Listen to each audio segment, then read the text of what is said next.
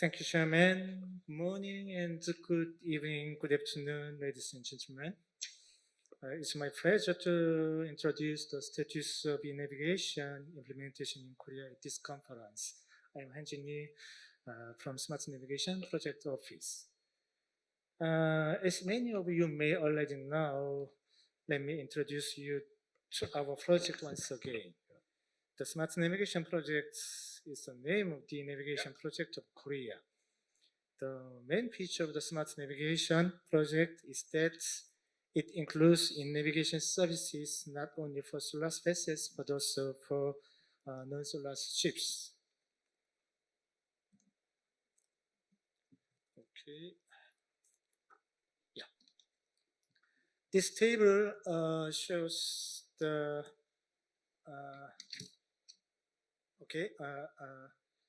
according to the statistics from the Ministry of Oceans and Fisheries in Korea, as of 2018, the number of registered fishing vessels was about 60,000, accounting for 88% of all vessels. As of 2018, the number of fishing boats with accidents was about 86% of the total vessels. In other words, it is not significant to develop a service on maritime safety, excluding fishing boats from Korean waters. Thus, Korea has planned the project by including all non-SOLAS ships, such as a fishing boat, as the target of the services of the navigation system. I think the navigation is a framework for exchanging and sharing information between ships and shore. The Smart Navigation project provides navigation services from departure to arrival for SOLAS and non-SOLAS ships in Korean waters. Those kinds of services are specialized for maritime traffic environment in Korea. You can see many services in Korean waters served by our systems. This table shows the services that Smart Navigation provides. The first is a monitoring service to prevent direct accidents such as collision or grounding.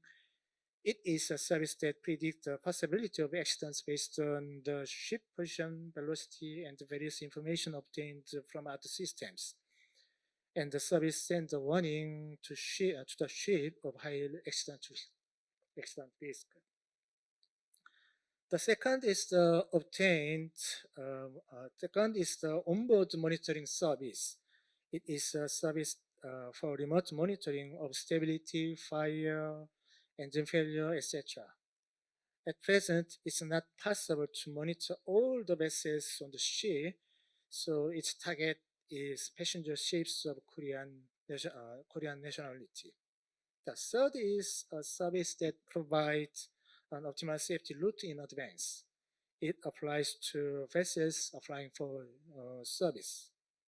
The fourth is a service that provides electronic navigational charts to non-SOLAS vessels. It is the goal of the service to create the ECS standard, electronic charter system standard for small ships in Korea, and establish a system to provide ENC to those devices remotely. The service 5.1 and 5.2 are planned for both SOLAS and non-SOLAS ships. 5.1 is a service that provides information for pilot and tows. 5.2 is a service for provide safety information such as weather, hydrographic information, and so on. The first discussion of the navigation project in Korea began in 2013. The Smart Navigation project itself started in July 2016. The development period is until December this year.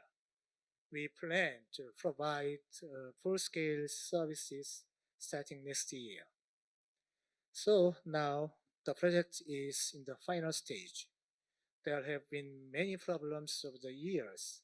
In this presentation, I will introduce the significant issues among the problems and the efforts of our R&D team to solve them. This feature is the navigation overarching structure shows in IMO's navigation strategy implementation plan. I will summarize the problems we met and had to solve according to this structure. The first is securing communication means to access information services at sea. There are about 66,000 registered fishing boats on the Korean coast. To secure the communication speed and the bandwidth required to include all fishing vessels, we considered expanding LTE communication. To provide ships with a broadband connection, a navigation safety dedicated LTE, namely we call LTE Maritime, has been established along the coastal line. This figure shows the target performance of LTE Maritime. LTE Maritime provides LTE-based data communication services up to 100 km from the coastal line. LTE Maritime aims to achieve the average download speed of 3 Mbps and the upload speed of 1 Mbps on a 100 km boundary. The left figure shows the base station antenna installation. The picture on the right side shows the LTE Maritime transceiver. LTE Maritime communication devices provide access to the LTE network outside the ship and wired LAN and Wi-Fi connection inside the ship. Onboard data display equipment is connected to this communication device to exchange necessary information with the shore station. The details will be explained by Dr. Woo-sung Shim in the next section. Okay, the second issue is the standardization of data communication protocols that anyone can access service regardless of vessel types or nationalities. This problem is how the user ID is identified in the service framework and which protocol is followed when requesting and transmitting the actual data. To solve this problem, R&D teams from Europe and Korea jointly developed a communication framework. The result is Maritime Connectivity Platform, MCP. MCP was jointly developed by R&D teams of efficiency, STMVP, and smart navigation. MCP is composed of three parts: identity registry, service registry, and messaging service. MCP is a communication framework enabling reliable and seamless electronic information exchange between all authorized maritime stakeholders. More details will be explained by Dr. Jin-young Park in the final session today. The third problem is providing standardized data that can be used by both Korean flagged vessels and vessels of other countries. This problem is in line with the Common Maritime Data Structure, CMDS, proposed by IMO. IHO, IALA, and others have already defined much information in the maritime domain as data models based on S100. And IMO recommends using this standard form. So the Smart Navigation project has also designed the data model according to such standards S100. The Smart Navigation Standard Data Model covers the technical information and the data structure of the services. In detail, the Smart Navigation Data Model is the product specification developed by standardized data exchange based on S100. The scope of the specification is to unify the data exchange format and to enhance information comprehension for the end users.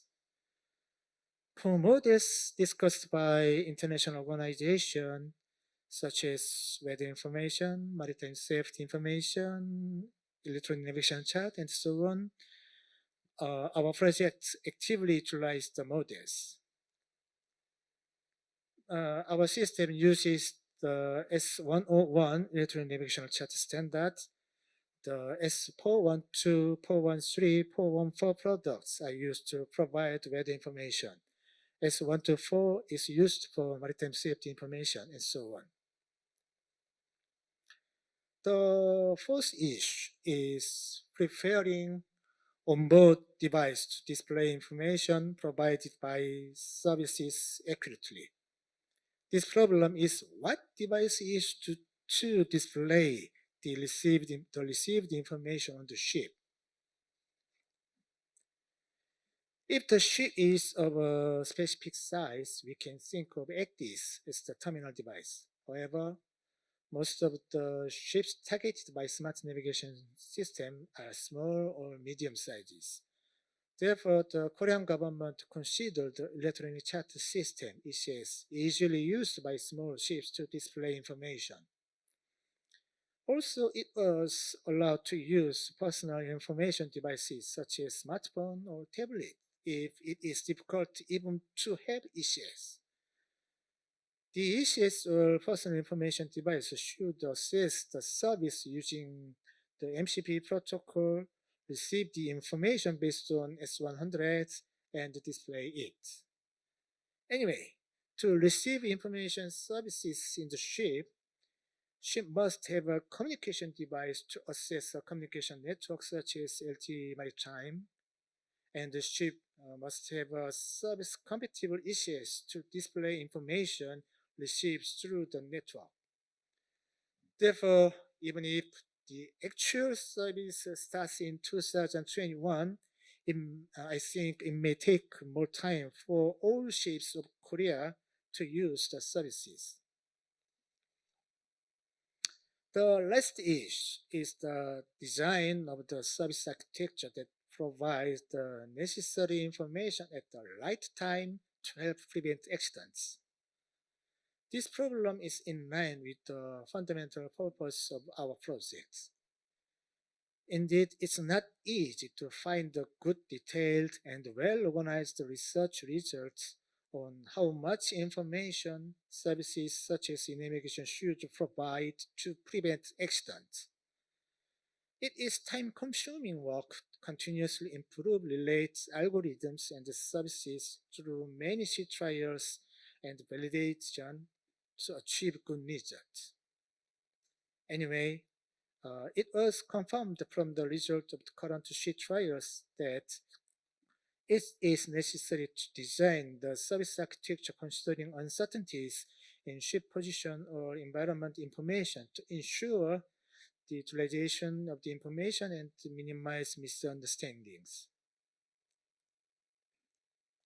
In order to verify the operation of services and correct errors, a service operation center was established earlier this year and put in trial operation. The control room shown on this slide is the service operation center. The operation center screen displays the current operating status of services and various data to provide the services. These data also include real-time position and the speeds of ships obtained through AIS or LTE maritime networks. Also, we built 100 test units of each of the LTE maritime transfers and the ECS for sea trials. You can see it under the bottom side. We can see the ECS with the ship. Most of them have been installed on several types of ships. We have been performing various ship trials from communication performance to service satisfaction with these devices. This video clip you are watching is the results of using a drone during a ship trial. One is a fishing boat and the ship approaching from the front is a small car ferry. Both ships are equipped with devices to receive our services. The People moving on the fishing boats are our developers who are testing whether the services are operating normally and the information provided is appropriate, and so on. Some developers also bought the car ferry and verified the service contents from the perspective of the passenger ship. We have been carrying out these sea trials to verify and validate to services and to minimize errors and misinformation from April this year. Smart navigation is an implementation of IMOC navigation in Korea. The project is focusing on non-solar ships as well as solar ships. It has been aligned with IMO's working navigation structure. We have been carrying out sea trials to verify and validate the smart navigation system. We are going to continue these sea trials and improvements through the end of this year. After sufficient testing and stabilization, we plan to provide full-scale services from 2021. The framework we have developed deals only with the exchange of information between ships and shore for safe navigation. We have solved several problems to build our navigation information exchange system. They include networks, protocols, data, devices, and services. Digitalization in the maritime sector is expected to emerge as the sum of efforts made in many fields, such as autonomous ships, port automation, navigation, and so on. There are already many discussions on new ships, new ports, and new maritime logistics in each field. It is also necessary to discuss the technical standards linking each field. Maybe all of this discussion require their framework for data exchange or standards based on advanced information and communication technologies. The achievement of navigation can be one of the keys to the digitalization. I think that the experience of the people here accumulated in the process of the developing of current navigation systems can serve as a foundation for digitalization in the maritime sectors. Thank you for attention.